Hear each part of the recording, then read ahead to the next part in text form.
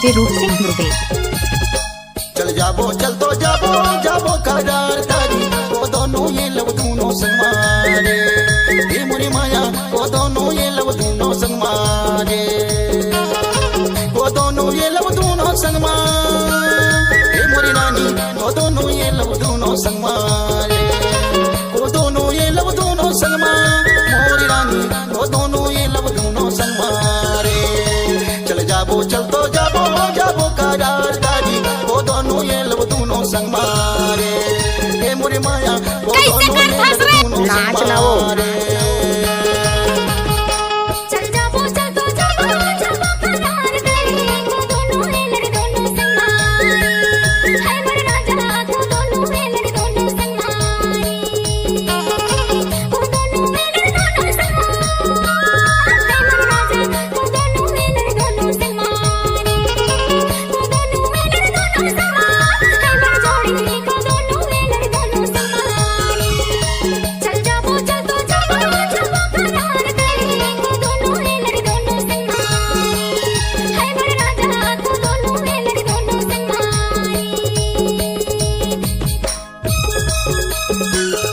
आप तो सुना होगा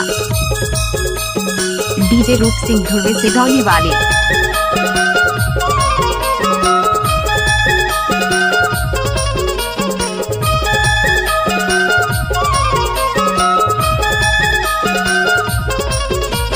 वो दोनों ले गुटकी नूले नूले से राधान गा दूर मया के खातिर गोरी तेजे हो पादान गा चल जाबो चल तो जाबो जाबो करार तारी वो दोनों ये लब दोनों संग मारे हाय वो माया जोड़ी वो दोनों ये लब दोनों संग मारे वो दोनों ये लब दोनों संग मारे मुरी नानी वो दोनों ये लब दोनों संग मारे वो दोनों ये लब दोनों संग मारे मोरी रानी वो दोनों ये लब दोनों संग मारे चल जाबो चल तो जाबो जाबो करार तारी वो दोनों ये लब दोनों संग मारे ये मुरी माया वो दोनों ये लग दोनों संग मारे। आप तो सुना होगा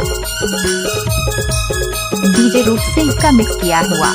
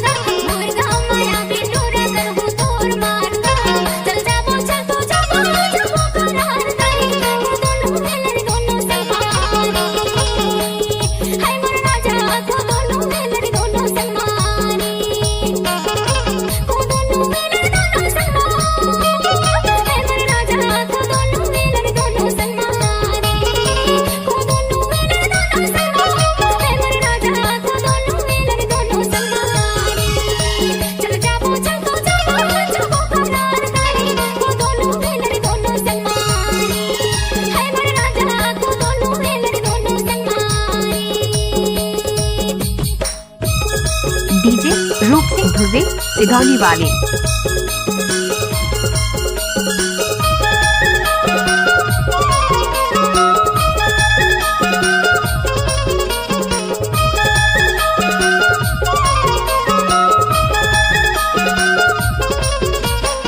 रामा है गोदो गुटकी ढोलकामा है काशी का दूर मया के खातिर गोरी तेजे हो पादान गा चल जाबो चल तो जाबो जाबो करार तारी वो दोनों ये लब दोनों संग मारे हाय वो माया रू जोड़ी वो दोनों ये लब दोनों संग मारे वो दोनों ये लब दोनों संग मारे हे मोरी नानी वो दोनों ये लब दोनों संग मारे वो दोनों ये लब दोनों संग मारे मोरी रानी वो दोनों ये लब दोनों संग मारे चल जाबो चल तो जाबो जाबो करार तारी वो दोनों ये लब दोनों संग मारे हे मुरी माया वो दोनों ये लग दोनों संग मारे। डीजे रूप सिंह ध्रुवे।